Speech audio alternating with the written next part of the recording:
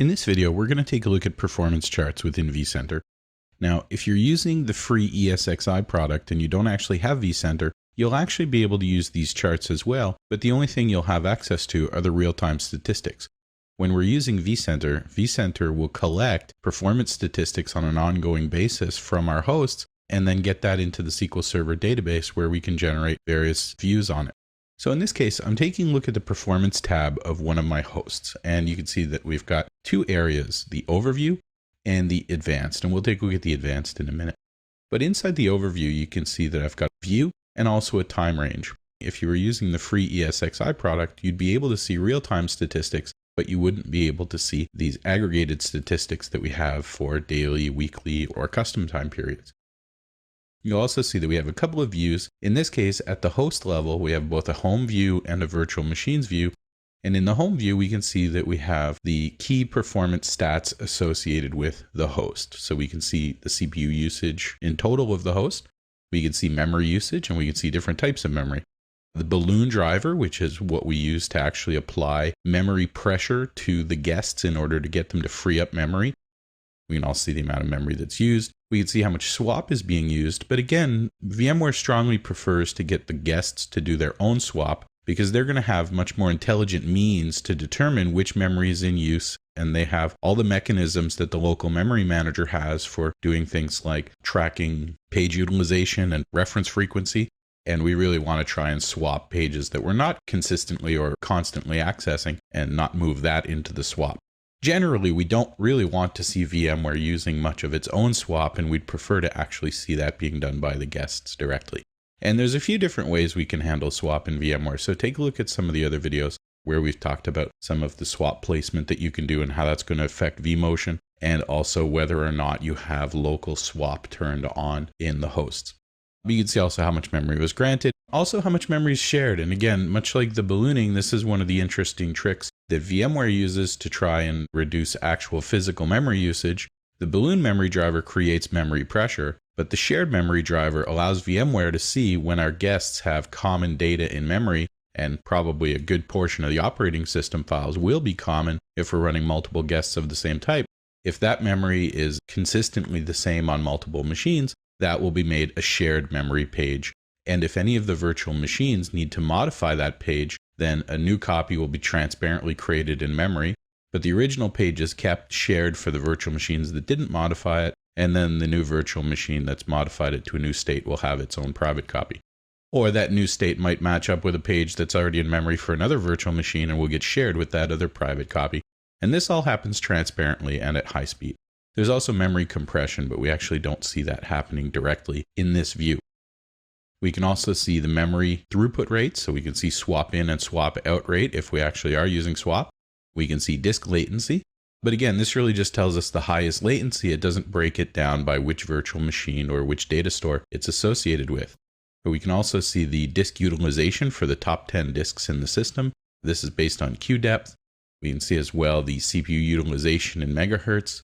And we can also see the kilobits per second top 10 disk rates. We can also see memory utilization and other disk requests for the disk level, network requests, and also the actual rate of network packets. So that's all pretty useful, but is really focused on the host. So if we switch the view over to virtual machines, then we're going to get more of a breakdown of the virtual machines that are running on them. And you see it's really a lot of the same statistics that we had previously, except now, rather than being focused on the host, we get smaller summary versions of those graphs, which are focused on the individual virtual machines. So each virtual machine in this case now has its set of small graphs. We can scroll over to see more of those. And also we'll see that we have summary graphs that are based on the top 10 virtual machines. In this case, I only have 2 virtual machines, so it's reasonably straightforward, and we can see we're reasonably well dividing up our resources. But that might not always be the case. We could see disk and network information for the top 10 virtual machines as well. But still, this might not really be enough. So we also have the option to switch over to the advanced view. And we'll see that in this case, it starts to look a little bit more like Windows Performance Monitor, although it is quite different in the end in how it behaves. So once I switched over to the advanced view, the utilization in % for the host, the utilization in % for each of the CPUs, or at least in this case, the virtual cores that I have for these CPUs, and also the utilization in megahertz. So you'll see within the chart view that on the left-hand side, we have, in this case, a percentage, and on the right-hand side, we have a megahertz. So in this case, our chart actually does include a couple of different scales, and we'll just have to make sure that we're reading it correctly. And we don't think that we're using 300% of our CPU capacity or anything like that. So in this case, we're getting a pretty basic view of CPU information. If we look at this drop-down, we can see that we can do a switch to, and we can view the CPU information we have now. We can also switch over to a view of the data stores, and we can see in this case it's focused on latency and reading and writing. And we can switch over to individual disks that make those up and see how the disks which back up the data stores are performing on, again, a pretty high summary type level of certain statistics, but there might be more information that we're interested in here than what's being presented directly. And we'll take a look at how we can switch these options in just a minute. We can also see that we have various memory charts, and we've got network and power information and storage adapter information or storage path information. And we've also got some system statistics about how VM kernel is behaving and the various components that exist within inside VM kernel, such as the iSCSI software initiator or other services. The AAM, for example, is the high availability agent for use with vSphere HA clusters and various other areas as well. And if we take a look over to storage adapter or storage path, we can also see the particular HBAs. This can help us get a good idea as to whether or not we're getting good load balancing across the various multipath options for our SAN. And it's always a good idea to go in and verify these things. Even when the system is working well and you're not experiencing performance problems, it's going to allow you to establish a good baseline and a good understanding of what these numbers look like under typical utilization, so that you can more easily identify what might not be as expected when things start performing badly. And you might ask yourself why you'd really need to use these tools at all when you already have things like Performance Monitor inside your virtual machines. The biggest issue is that the virtual machines now don't really get an accurate picture of what's happening. If we look at the CPU utilization inside the virtual machine, it may say that it was 50% or 100%, but of what? It's a little hard to actually tell what true allocation occurred at the host level once the VM kernel had had a chance to do all of its various virtualization tricks. So looking at utilization numbers from the guest is not really going to give us an accurate picture. However, there are performance counters on the guest that would be useful to us. Anything relating to latency or delays or queuing may tell us that the virtualization stack is adding too much latency and is causing performance to suffer and causing various delays to occur within the stack, especially anything that slows down I/O performance for the disks or network performance or memory performance is going to affect us greatly.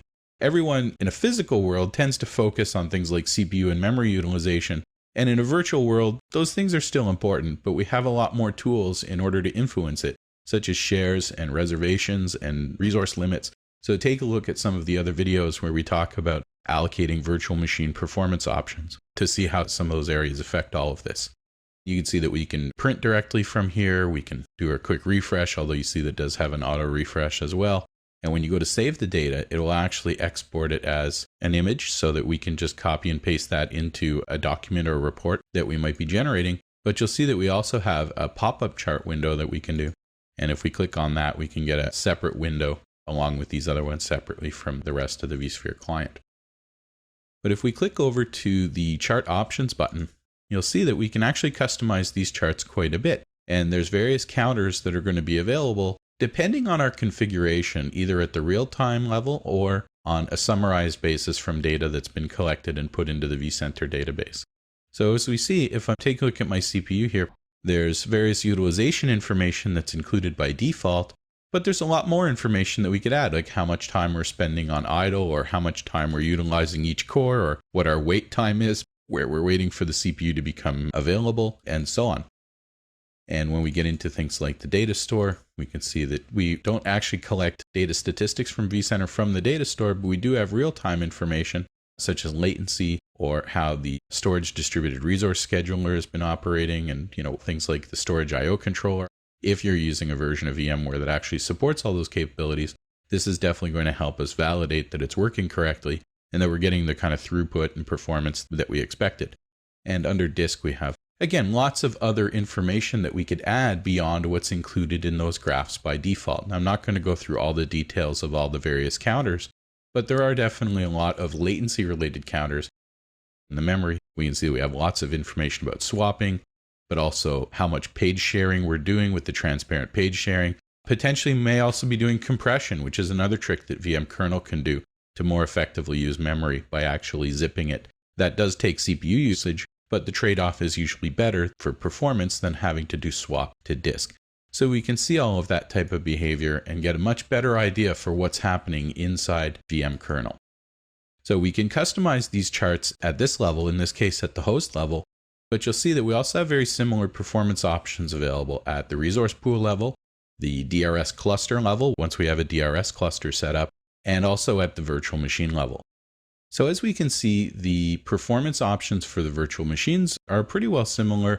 The resource pool and the host are all pretty well similar because we're focused on the same areas. But if we go to, for example, the data center level within vCenter, we'll see that the presentation that we get is quite different. And here, we really only get a storage view. We don't get a consolidated view of things like CPU and memory and network and disk performance at the data center level. But if you want to do that across multiple hosts, you do get that if you're using a DRS cluster. So if you have an enterprise edition of VMware and you configure a DRS cluster, then you will be able to see an aggregated view of all the resources of the cluster and the various resource pools that make up that cluster as well. So take a look at the DRS videos for more information about that. And again, on the advanced view for the data center, we don't really have the same type of options. We don't have the ability to aggregate all the details. And so we just get these virtual machine operation details, which can still be useful, but are not going to give us a big picture view of what's been happening performance-wise. One other thing I'd like to point out, though, is that you may want to tune these statistics and how they're gathered and how long they're maintained for. So if you go back to the homepage of vCenter and go over to the vCenter server settings, you'll see that under statistics, we have the ability to specify how much data gets collected and how long it gets saved for. So we can see that it's keeping statistics level 1 for 5-minute windows or 5-minute intervals for 1 day, 30-minute intervals for a week, 2-hour intervals for a month, and 1 day for a year. If we click on these and click edit, I can increase the statistics from level 1, which is basic metrics, all the way up to level 4, which is all the metrics, or somewhere in between, for example, or level 2, which is CPU, memory, disk, and network information. So if we were to increase that, for example, to level 4, we can see that estimated database size increases greatly. And if we decide that we're going to keep that for even longer periods of time, then that's also going to change those numbers pretty dramatically. So at this point, we're probably looking at SQL Server Enterprise Edition, and it's not necessarily appropriate to have a database this large, depending on how prepared you are to do maintenance of a database that large and whether you have the storage capacity to do it. But we can tune these things for larger environments in order to gather more information and keep it for a longer amount of time. You can also exclude certain amounts, but the major thing here is that we can't have a higher level of detail at a less granular time period. So I can't say that I want to keep statistics at level 1 for the 5-minute period and then at level 4 for the 1-day period, even though in theory that would be useful. We're not able to do that because the summarization process that takes all of the data out of the database won't be able to aggregate at a higher level than the raw data that it's using to aggregate. And that's just a side effect of how the data collection and storage happens within vCenter. So we can tune these statistics. You might not have 50 hosts or 2,000 virtual machines, but you're definitely going to want to think carefully about all of this and how you're going to want to configure it for your environment. It's also important, if we want these statistics to work correctly and we want data to be purged out of the database properly, take a look at the database retention policy settings, and also that you're running the SQL Server agent with your vCenter SQL Server instance, because it has some scheduled jobs that go in and do maintenance tasks on this.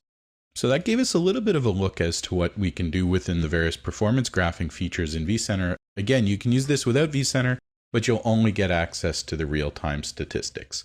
In another video, we're going to take a look at this information using ESX Top from the Shell environment, which also provides us some other interesting capabilities, and some of the other videos related to virtual machine performance, the distributed resource scheduler, and a couple of other areas. So take a look at those too.